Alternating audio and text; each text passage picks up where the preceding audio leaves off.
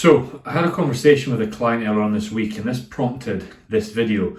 And it was just to give you an idea of things to expect, or things to perhaps let your partner know that'll happen to you as you are dieting down to extreme low levels of body fat.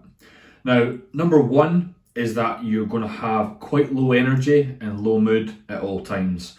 So if you're someone that's usually bouncing off the walls, you bring like the room alive, then as you perhaps diet down, this will get way less, and your partner might think that something's wrong with you, or perhaps they're doing something wrong to cause this change in you.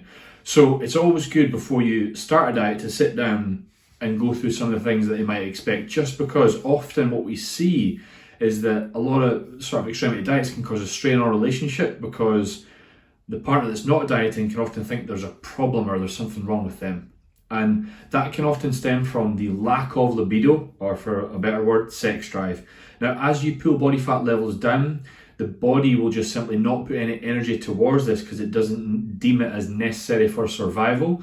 So again, that can cause a big strain on a relationship when you have one person on the other end who is one person that's not interested, and then another, your partner, who is exactly the same as they ever were.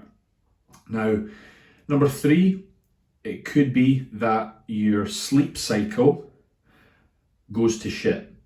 And by that I mean, and guys, you'll know, especially because guys will get a little bit more conditioned, and maybe perhaps some of the assisted guys are using certain drugs that will impact that, but you might only start getting like 4 hours a night. You might be waking up frequently throughout the night as well. And that's kind of very common regardless of whether you're a guy and a girl, in regards to waking up frequently, because you're probably consuming a lot more water. So you need to wake up to go to the toilet. And again, that can disturb your partner who's sleeping. They might be thinking, oh my God, something's terribly wrong, because you're getting up at 3 a.m, going to watch TV, and it's totally normal in your eyes because you're wide awake, but it's perhaps not to them. Now, number four, what I always try and emphasize is that your partner's probably not dieting with you. And 99% of the time, they shouldn't need to justify eating what they're eating in front of you. They shouldn't need to make sacrifices, and their life shouldn't be affected by what you do. So if you are perhaps telling your partner, listen, this is unfair because, oh my God, they're eating a pizza and this and that thing, please stop it, because again, this is your choice to diet. And if they are eating that sort of food in front of you, don't become a grumpy bastard about it, right? Just accept it as your choice that you're not eating that certain food.